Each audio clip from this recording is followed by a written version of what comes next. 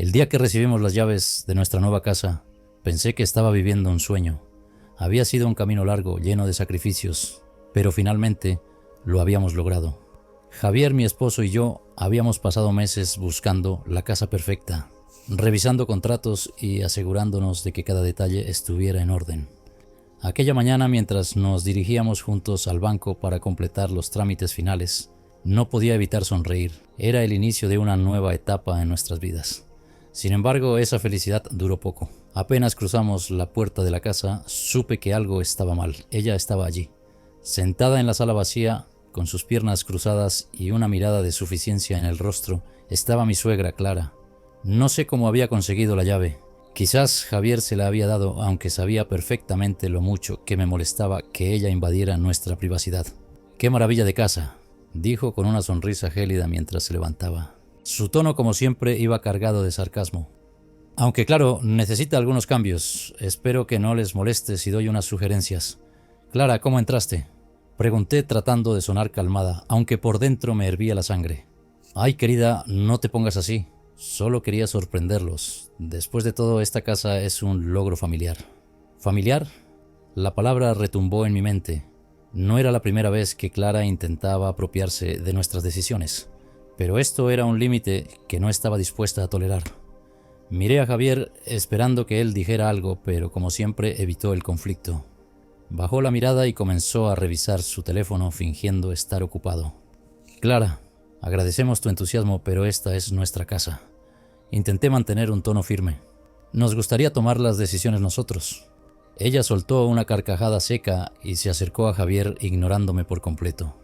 «Hijo, ¿recuerdas lo que hablamos?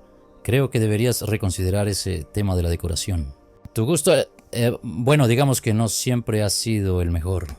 Javier balbuceó algo incomprensible, pero antes de que pudiera intervenir, el timbre del teléfono de Clara interrumpió la conversación. Contestó rápidamente hablando en un tono bajo que no logré descifrar. Su expresión cambió por un instante y un destello de preocupación cruzó su rostro, pero lo ocultó rápidamente. Cuando colgó, nos miró con una sonrisa tensa. «Tengo que irme, pero no se preocupen. Pronto volveré para ayudar con los detalles». Y sin esperar respuesta salió como si fuera dueña del lugar. Esa tarde, mientras desempacábamos las primeras cajas, intenté hablar con Javier. «Javi, esto no puede seguir así. Tu mamá no puede meterse en todo». Él suspiró, visiblemente incómodo. «Mira, el amor, ella solo quiere ayudarnos. Además, ya sabes cómo es. Si le ponemos límites, las cosas se pondrán peor». «¿Peor?», repliqué incrédula. «Ya es suficiente. Necesitamos dejar claro que esta es nuestra casa. No quiero que esto termine arruinando nuestra relación». Javier no respondió. En su silencio encontré una mezcla de miedo y resignación que me preocupó más de lo que quería admitir. A la mañana siguiente todo empeoró. Una llamada inesperada del banco me dejó paralizada. Había un intento de transferir la propiedad de la casa a otro nombre. El agente del banco, con un tono serio, me preguntó si yo había autorizado ese trámite. Mi respuesta fue inmediata. «Claro que no». «¿A nombre de quién?». «Un momento, déjeme verificar».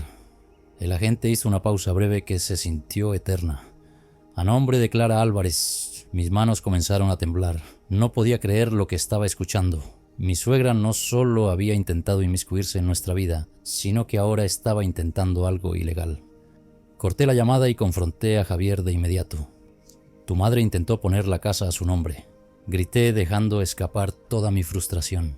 «¿Puedes explicarme qué está pasando?». Él se quedó en blanco como si no supiera qué decir. «No lo sé, amor. Debe haber un error».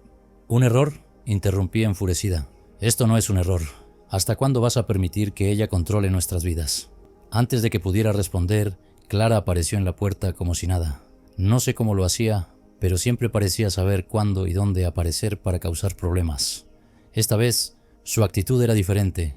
Tenía un aire de superioridad que me provocó un escalofrío. «Ah, veo que ya sabes lo del banco». Su voz era calmada, pero su mirada me perforaba como un cuchillo.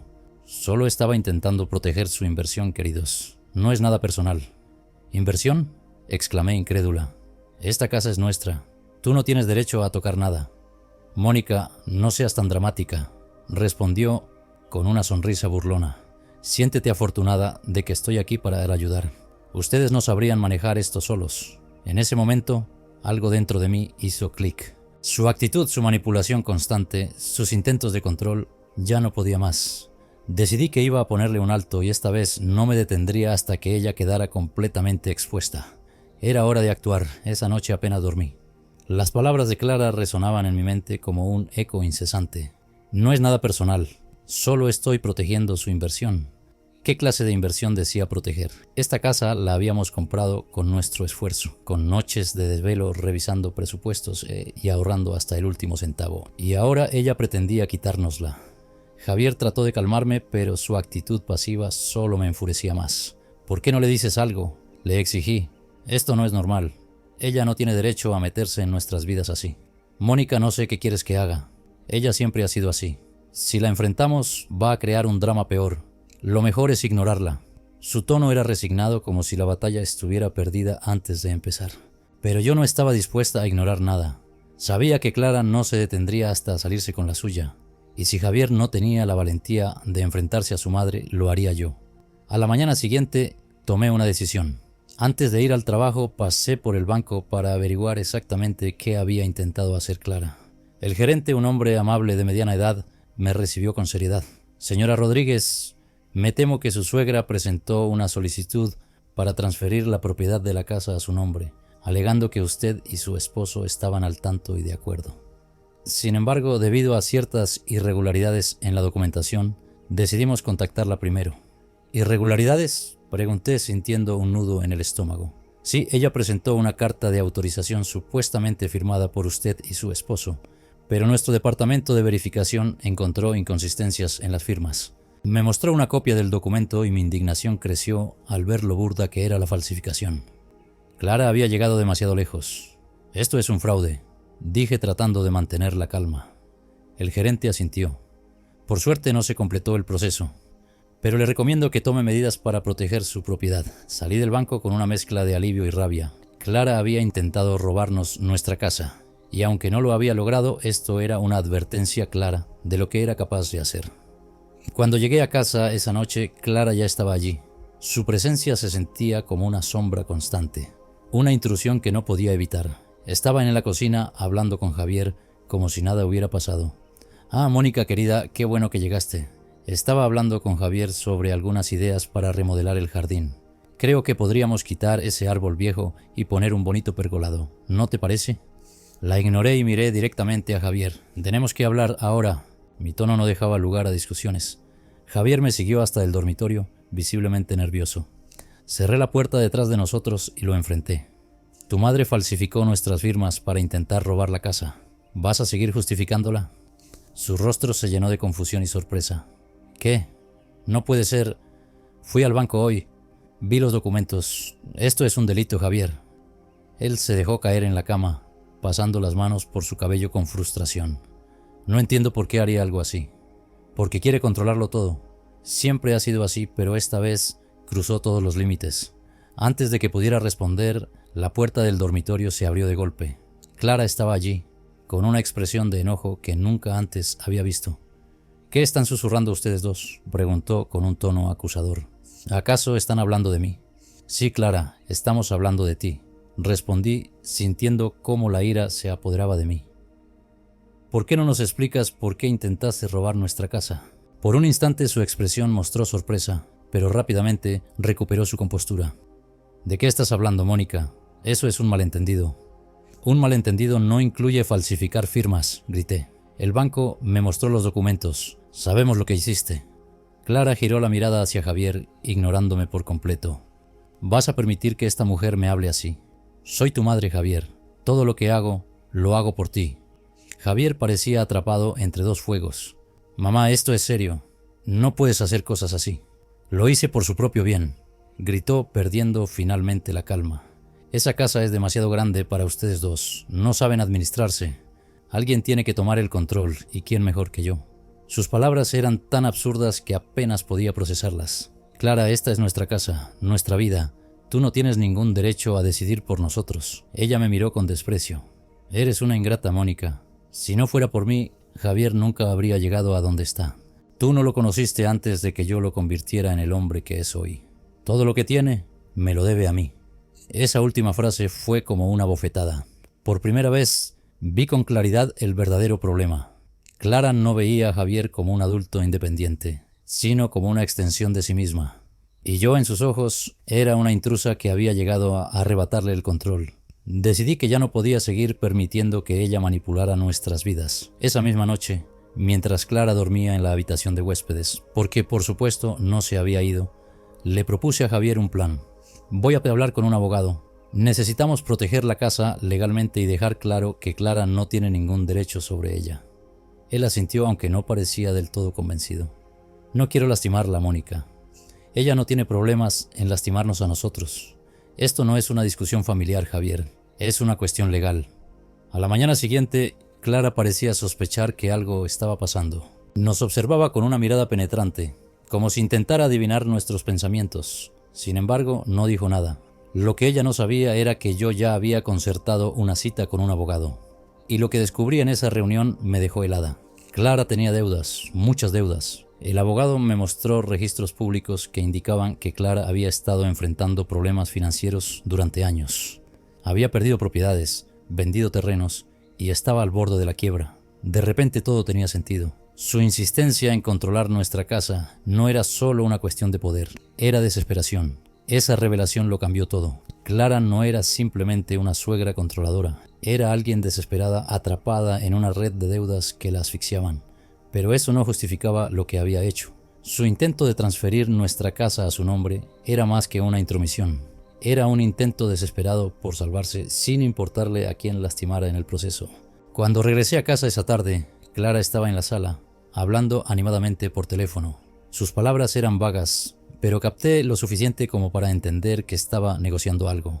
«No te preocupes, todo estará resuelto pronto», dijo antes de colgar. «¿Cómo te fue en el trabajo, querida?», preguntó con una sonrisa falsa cuando me vio entrar.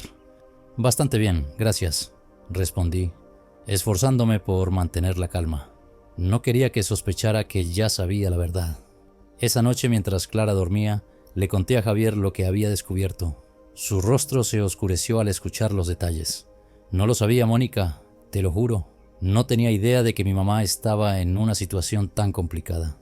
«Eso no cambia nada, Javier. No podemos dejar que use nuestra casa para solucionar sus problemas. Esto tiene que terminar». Él asintió, pero noté el conflicto en sus ojos. Era evidente que, a pesar de todo, seguía sintiendo una lealtad inquebrantable hacia su madre. A la mañana siguiente, Clara estaba inusualmente amable. Preparó el desayuno para todos y se mostró interesada en nuestros planes para el día. Pero yo sabía que esa fachada no duraría mucho. «Clara, ¿ves, podemos hablar?», le dije después de desayunar. «Claro, querida, ¿de qué se trata?». «De lo que intentaste hacer con la casa». Su expresión cambió de inmediato. «Ya te expliqué que fue un malentendido. No entiendo por qué sigues insistiendo en eso. No fue un malentendido y lo sabes. Además, ya sé lo de tus deudas». Por primera vez, Clara pareció realmente sorprendida. Su rostro se tensó y por un instante vi algo que nunca había visto en ella: vulnerabilidad. «Eso no es asunto tuyo», dijo finalmente con un tono más frío. «Mis problemas no tienen nada que ver contigo». «Claro que tienen que ver. Intentaste usar nuestra casa para salvarte, sin importarte lo que eso significara para nosotros». «Todo lo que hago es por ustedes», gritó de repente, perdiendo la compostura. «Si estoy en esta situación es porque siempre he puesto a mi familia primero. Nadie me ayudó cuando las cosas se pusieron difíciles. Tuve que arreglármelas sola». Su voz se quebró al final y por un momento casi sentí lástima por ella, pero rápidamente recordé todo lo que había hecho. «Eso no te da derecho a manipularnos», respondí, manteniendo la calma. «Necesitas resolver tus problemas, pero no a costa nuestra». Clara no respondió. En lugar de eso, se levantó y salió de la casa dejando un silencio pesado tras de sí. Esa tarde recibí una llamada del abogado. Había avanzado con el proceso para reforzar la protección legal de la casa, pero también había descubierto algo más. Clara había intentado vender una propiedad que ya no le pertenecía, lo que significaba que su situación era aún más complicada de lo que pensábamos. Esa noche decidí confrontarla de nuevo, esta vez con Javier a mi lado. Cuando volvió a casa, la encontramos en la sala revisando papeles. Al vernos, suspiró con exasperación. «¿Otra vez vienen a interrogarme?». «Clara, esto tiene que terminar», dije con firmeza. «Sabemos todo. Sabemos de tus deudas, de la propiedad que intentaste vender y del intento de robar nuestra casa. No puedes seguir así». «No saben de lo que están hablando», respondió, con frialdad, pero noté que sus manos temblaban ligeramente. «Sabemos suficiente», intervino Javier, sorprendiéndome con su tono decidido. «Mamá, te queremos, pero no podemos permitir que sigas interfiriendo en nuestra vida». «¿Interfiriendo?», dijo soltando una risa amarga. «Todo lo que he hecho ha sido para ayudarlos. Pero claro, ahora que tienen su casita, creen que ya no me necesitan». «No se trata de necesitarte o no», dije tratando de mantener la calma. «Se trata de límites, y tú los has cruzado una y otra vez». Clara nos miró con una mezcla de enojo y desesperación. «¿Qué van a hacer entonces? ¿Echarme?». Javier y yo intercambiamos una mirada. No quería llegar a ese punto, pero sabía que si no tomábamos una decisión drástica, las cosas solo empeorarían. «Clara», dije finalmente, «vamos a ayudarte a encontrar una solución para tus problemas. Pero no puedes quedarte aquí. Necesitamos espacio para construir nuestra vida». «No voy a irme», gritó poniéndose de pie de un salto. «Esta casa es tan mía como de ustedes. Javier, ¿vas a permitir que tu esposa me eche?». Javier bajó la mirada, pero luego respiró hondo y respondió: «Mamá, esta es nuestra casa, y tienes que respetar eso». La mirada de Clara pasó de la sorpresa al enojo y finalmente a algo que se parecía a la derrota. «Muy bien», dijo después de un largo silencio. «Si quieren que me vaya, me iré. Pero recuerden esto, la familia es lo único que importa. Y cuando me necesiten, no estaré ahí». Su amenaza velada no me sorprendió, pero dolió ver a Javier afectado por sus palabras. Esa misma noche, Clara comenzó a empacar sus cosas. Mientras lo hacía, descubrí algo que dejó todo aún más claro. Un sobre lleno de cartas y documentos que revelaban la magnitud de sus problemas financieros. También encontré una carta dirigida a Javier, escrita hace años, en la que le pedía ayuda para pagar una deuda, pero que él nunca recibió. Esa carta me hizo pensar en todas las veces que Clara había manipulado a Javier para obtener lo que quería. Su desesperación era real, pero también lo era su capacidad para usar a quienes la rodeaban como herramientas para sus propios fines. Cuando Clara se fue al día siguiente, el ambiente en casa cambió. Era como si finalmente pudiéramos respirar, pero sabía que esto no era el final. Clara no era alguien que aceptara la derrota fácilmente, y estaba segura de que intentaría regresar. Lo que no sabía era que ya tenía un plan, y esta vez yo estaba preparada para enfrentarla. Los días que siguieron a la partida de Clara fueron extrañamente tranquilos, aunque no podía evitar sentir una sombra latente en el ambiente. Sabía que no se quedaría de brazos cruzados. Clara era como una tormenta que parecía disiparse, pero siempre estaba al acecho, esperando el momento adecuado para volver con más fuerza. Una tarde, mientras organizaba algunos papeles en el escritorio de la sala, encontré un sobre cerrado dirigido a Javier. No tenía remitente, pero el sello del banco en la esquina del sobre me dio una pista. Mi instinto me decía que esto podía ser importante, así que decidí esperar a que Javier llegara para que lo abriéramos juntos. ¿Un sobre del banco?, preguntó Javier al verlo. No recuerdo haber solicitado nada. Cuando lo abrió, su rostro se tensó. El documento dentro era una notificación de crédito. Según el banco, Javier figuraba como codeudor de un préstamo que había sido solicitado hacía más de un año. Por Clara. «Esto no puede ser», murmuró revisando los papeles con manos temblorosas. «Yo nunca firmé nada». ¿Estás seguro?, pregunté, aunque ya sabía la respuesta. Clara había falsificado nuestras firmas antes. Esto era otra de sus trampas. «Completamente seguro», respondió Javier, su voz cargada de incredulidad. «Esto tiene que ser un error», pero en mi interior sabía que no lo era. Clara había utilizado a Javier como garantía para obtener ese préstamo, probablemente sin decirle nada. ¿Cuántas cosas más habría hecho sin que lo supiéramos? Al día siguiente fuimos al banco para investigar. El gerente, que ya estaba familiarizado con nuestra situación, confirmó nuestras sospechas. «La firma en este contrato no coincide del todo con la que tenemos registrada para el señor Rodríguez», dijo mostrándonos los documentos. «Podría tratarse de un caso de fraude». «¿Qué podemos hacer?», pregunté, tratando de mantener la calma. «Tendrían que presentar una denuncia formal y solicitar una investigación. Pero les advierto que esto podría complicar la relación familiar». Solté una risa amarga. ¿Qué relación familiar quedaba después de todo esto? Clara había cruzado tantos límites que era difícil recordar cuándo las cosas habían sido normales. Cuando regresamos a casa, Javier estaba más callado de lo habitual. Finalmente rompió el silencio. «No puedo creer que mi propia madre haya hecho esto. Es difícil de aceptar, pero necesitamos ser firmes. Si no tomamos medidas, seguirá haciendo lo que quiera. Javier asintió, aunque pude ver la tristeza en sus ojos. Para él esto no era solo una traición financiera, era el quiebre definitivo de la relación con su madre.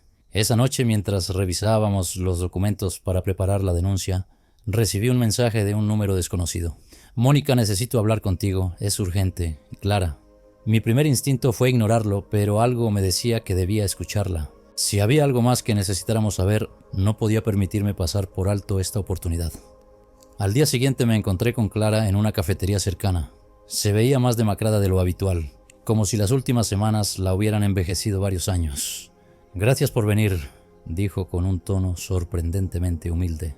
Sé que no tengo derecho a pedirte nada, pero necesitaba explicarte lo que está pasando. Tienes 5 minutos, respondí manteniendo mi tono frío. Clara suspiró y comenzó a hablar.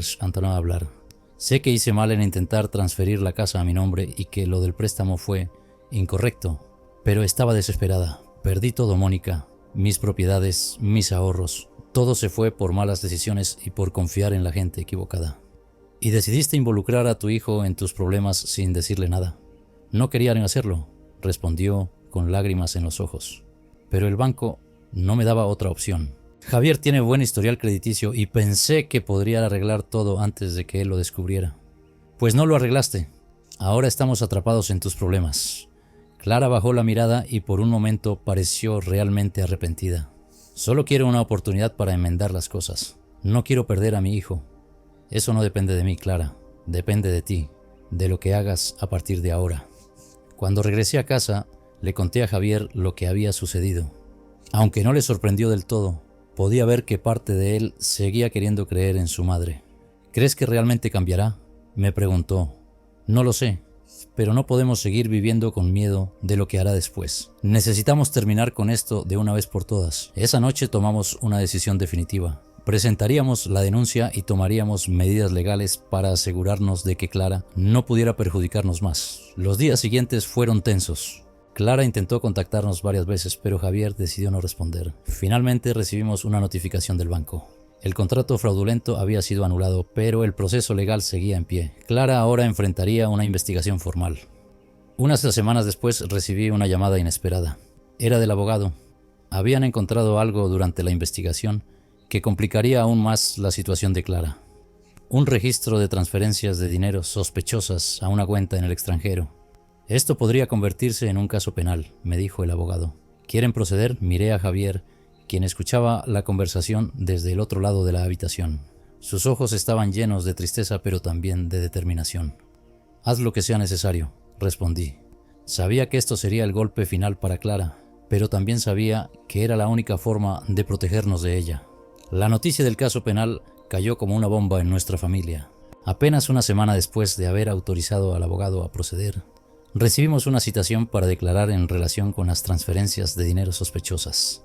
Clara había sido formalmente acusada de fraude bancario y falsificación de documentos. Cuando Javier recibió la citación, se desplomó en el sofá, con la cabeza entre las manos. Nunca pensé que llegaría a esto, murmuró, su voz cargada de tristeza. Es mi madre, Mónica. Por más cosas que haya hecho, no puedo evitar sentir que la estoy traicionando. Me senté junto a él y tomé sus manos. Esto no es traición, Javier, es protegernos. Ella eligió este camino. Nosotros solo estamos reaccionando a lo que ha hecho. Por más que mis palabras fueran ciertas, podía ver que no aliviaban su dolor. A pesar de todo, Javier seguía siendo ese hijo que buscaba la aprobación de su madre, ese niño que alguna vez la vio como su refugio. El día de nuestra declaración llegó rápido. En la sala de espera del juzgado el ambiente era pesado. Clara no estaba allí. Según nos dijeron, había decidido no asistir. Aunque eso no nos sorprendió, no dejaba de ser un recordatorio de que enfrentábamos esta batalla prácticamente solos. Cuando llegó nuestro turno, relatamos todo lo que sabíamos: el préstamo fraudulento, los intentos de transferir nuestra casa, las manipulaciones constantes. El abogado presentó las pruebas, los documentos falsificados y los registros bancarios que vinculaban a Clara con actividades sospechosas. ¿Han considerado la posibilidad de un acuerdo?, preguntó el fiscal al final de nuestra declaración. ¿Un acuerdo?, repetí sorprendida. Si Clara acepta declararse culpable, podría evitar un juicio largo y una condena más severa. Miré a Javier esperando su reacción. Su rostro estaba tenso, pero finalmente asintió. Si esto significa que podemos terminar con todo más rápido, estoy de acuerdo, dijo. Días después recibimos la noticia de que Clara había aceptado el acuerdo. Admitió su culpabilidad en los cargos menores a cambio de que los más graves fueran retirados. No iría a prisión, pero tendría que pagar una multa considerable y someterse a una supervisión financiera estricta. Podría haber sido el final de nuestra pesadilla, pero Clara no estaba lista para desaparecer de nuestras vidas. Una tarde, mientras revisaba los avances en la remodelación de la casa, escuché el sonido del timbre. Al abrir la puerta, me encontré cara a cara con Clara. Su rostro estaba pálido y su expresión era una mezcla de enojo y desesperación. «Necesitamos hablar», dijo entrando a la casa sin esperar mi invitación. «No creo que tengamos nada más de qué hablar, Clara», respondí tratando de mantener la calma. «Claro que sí. ¿Crees que voy a dejar que destruyas lo poco que me queda? Tú sola hiciste esto. Nosotros solo nos defendimos». Clara me miró con ojos llenos de furia. «¿Defenderse? Me han humillado. Ahora todo el mundo piensa que soy una criminal y es tu culpa. No voy a seguir discutiendo esto contigo. Es mejor que te vayas». «No hasta que me escuches», dijo cruzando los brazos. «Javier es mi hijo y lo recuperaré, te guste o no». Antes de que pudiera responder, escuché la voz de Javier detrás de mí. «Mamá, ya basta». Clara giró hacia él, sorprendida. «¿Vas a seguir dejándome como la mala, Javier? Todo lo que hice fue por ti, por tu futuro». «No, mamá. Todo lo que hiciste fue por ti misma, y ya no puedo seguir justificando tus acciones». El dolor en los ojos de Clara era evidente, pero en lugar de aceptar su responsabilidad, decidió atacar. «Claro, defiende a tu esposa. Ella te ha lavado el cerebro». Javier no respondió, simplemente abrió la puerta y esperó a que Clara saliera. «No quiero hacer esto más difícil de lo que ya es, mamá. Por favor, vete». Por un momento pensé que Clara se negaría, pero finalmente salió, lanzándome una última mirada de desprecio antes de desaparecer por el camino. Las semanas siguientes fueron una mezcla de alivio y tristeza. Aunque habíamos logrado establecer límites, el costo emocional había sido alto, especialmente para Javier. Aunque no lo decía en voz alta, sabía que extrañaba a su madre, o al menos a la versión idealizada de ella que alguna vez tuvo. Yo, por mi parte, estaba decidida a reconstruir nuestra vida. La casa que había sido el epicentro de nuestro conflicto se convirtió en mi proyecto principal. Cada pared pintada, cada mueble restaurado era un recordatorio de que estábamos avanzando, dejando atrás el caos que Clara había traído a nuestras vidas. Un día, mientras revisaba el jardín, Javier se acercó con algo en la mano. Era un sobre. «Llegó esto para ti», dijo entregándomelo. Al abrirlo encontré una carta de Clara. Su tono era mucho más frío que en cualquier otra ocasión. «Mónica, puede que hayas ganado esta batalla, pero recuerda que las familias son eternas. Algún día Javier entenderá que lo apartaste de mí, y cuando lo haga no estaré allí para recoger los pedazos». Sus palabras eran crueles, pero no lograron afectarme. Clara era incapaz de cambiar, y yo ya no iba a permitir que sus manipulaciones definieran nuestra vida. Miré a Javier, quien me observaba con una mezcla de curiosidad y preocupación. «¿Qué dice Merres?», preguntó. «Nada importante», respondí rompiendo la carta en pedazos. «Solo una prueba más de que tomamos la decisión correcta». Javier sonrió levemente y me abrazó. En ese momento supe que, aunque el camino había sido difícil, estábamos finalmente donde necesitábamos estar, juntos, construyendo una vida libre de las cadenas del pasado. Pasaron varios meses desde el último encuentro con Clara, y poco a poco nuestras vidas comenzaron a recuperar la calma. La casa que había sido el epicentro de tantas discusiones, finalmente se sentía como un hogar. Cada rincón estaba impregnado de esfuerzo y esperanza, de una nueva etapa que habíamos decidido construir juntos. Sin embargo, en el fondo, sabía que Clara no se rendiría tan fácilmente. Esa carta que había enviado semanas atrás era una prueba de que para ella esta guerra estaba lejos de terminar. No subestimaba su capacidad para buscar nuevas formas de manipularnos. Un día, mientras organizaba unas cajas en el ático, encontré un viejo álbum de fotos de Javier. Las imágenes mostraban momentos de su infancia, fiestas de cumpleaños, paseos familiares, navidades. Lo más sorprendente era ver a Clara en esas fotos, sonriendo de una manera que no podía relacionar con la mujer que había llegado a conocer. Cuando Javier llegó a casa, le mostré el álbum. «Es increíble cómo el tiempo cambia a las personas», comentó pasando las páginas con cuidado. «A veces me pregunto si mamá siempre fue así o si algo la transformó». Quizás sea una mezcla de ambas cosas, pero eso no justifica lo que ha hecho. Javier asintió en silencio, pero podía ver que estaba reflexionando. A pesar de todo, él seguía buscando respuestas, una explicación que pudiera darle sentido al comportamiento de Clara. El aparente silencio de Clara terminó abruptamente una mañana de sábado. Mientras desayunábamos sonó el timbre de la puerta. Al abrir, me encontré con un hombre trajeado sosteniendo un sobre en la mano. «¿La señora Mónica Rodríguez?», preguntó. «Sí, soy yo. Esto es para usted». Tomé el sobre y antes de que pudiera preguntarle más, el hombre ya se había marchado. Cuando lo abrí, descubrí que era una notificación legal. Clara estaba demandándonos por difamación. «Esto no puede estar pasando», dije mostrando el documento a Javier. «¿Qué pretende ahora?», preguntó leyendo con el ceño fruncido. Según la demanda, Clara argumentaba que nuestras acusaciones en su contra habían afectado gravemente su reputación y que habíamos actuado con mala fe al involucrarla en un caso penal. Exigía una compensación económica y una disculpa pública. «Es una táctica para intimidarnos», dije, tratando de mantener la calma. «No tiene ninguna base legal». Sin embargo, sabía que esto significaba otra batalla. Tendríamos que preparar nuestra defensa y enfrentar nuevamente a Clara, algo que ambos esperábamos haber dejado atrás. El día de la primera audiencia llegó rápido. Clara apareció en el tribunal con una actitud desafiante, como si estuviera convencida de que esta vez saldría victoriosa. Su abogado presentó un argumento en el que intentaban minimizar su responsabilidad en los hechos anteriores, alegando que nuestras acciones habían sido desproporcionadas y malintencionadas. Cuando llegó mi turno de hablar, me dirigí al juez con firmeza. «Señoría, esta no es más que otra estrategia de Clara Rodríguez para seguir manipulándonos. No solo intentó apropiarse de nuestra casa y falsificó documentos, sino que ahora busca desacreditarnos públicamente por defendernos». Presentamos todas las pruebas que habíamos recopilado. Los documentos falsificados, las transferencias sospechosas, incluso la carta amenazante que me había enviado. El juez, al revisar el caso, pareció comprender rápidamente la situación. «La evidencia es clara», dijo finalmente. «Esta demanda no tiene mérito. Se desestima el caso». Clara desde su asiento apretó los labios con frustración, pero no dijo nada. Aunque ganamos el caso, el desgaste emocional fue evidente. Javier estaba cada vez más distante, sumido en una mezcla de tristeza y enojo. Una noche mientras cenábamos, finalmente rompió el silencio. «No puedo más, Mónica. Por mucho que lo intente, siempre termina afectándome. Es como si una parte de mí todavía esperara que ella cambie, que pueda ser la madre que necesito.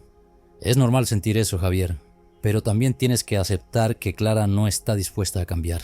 Su orgullo y su forma de ser no la dejarán admitir sus errores. Entonces, ¿qué hacemos?». Respiré hondo antes de responder.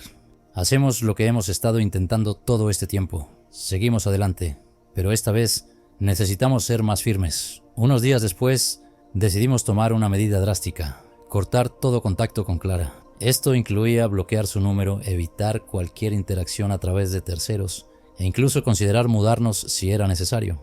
Fue una decisión difícil, especialmente para Javier, pero sabíamos que era la única forma de proteger nuestra paz. Clara, al darse cuenta de que no podía comunicarse con nosotros, recurrió a enviar mensajes a través de amigos y familiares. Algunos intentaron persuadirnos de reconciliarnos, argumentando que la familia es lo más importante. Otros simplemente transmitían mensajes llenos de resentimiento de parte de Clara. A cada uno de ellos les respondíamos lo mismo: «Nuestra decisión es final. Por favor, respeten nuestra privacidad». Con el tiempo, el silencio se convirtió en nuestro mayor aliado. Sin la constante interferencia de Clara, nuestra relación comenzó a sanar. Javier empezó a enfocarse en nuevos proyectos y yo retomé actividades que había dejado de lado por el estrés. La casa, que alguna vez fue símbolo de conflicto, ahora era un espacio lleno de amor y tranquilidad. Un día, mientras plantábamos flores en el jardín, Javier se detuvo y me miró. «Gracias por no rendirte, Mónica, por aguantar todo esto conmigo». Sonreí y tomé su mano. «Siempre estaremos juntos en esto». Meses después recibimos noticias de Clara a través de un primo de Javier. Al parecer, había decidido mudarse a otra ciudad para empezar de nuevo. Aunque no sabíamos si realmente cambiaría, estábamos seguros de una cosa: ya no formábamos parte de su vida ni ella de la nuestra. Esa noche, mientras mirábamos las estrellas desde el patio, sentí una paz que no había sentido en mucho tiempo. Por primera vez en años, tenía la certeza de que habíamos ganado algo más valioso que una casa, Habíamos ganado nuestra libertad. El pasado no podía definirnos más. El futuro finalmente era nuestro. ¿Listos para lo que venga?, pregunté mirando a Javier. Siempre respondió con una sonrisa llena de esperanza.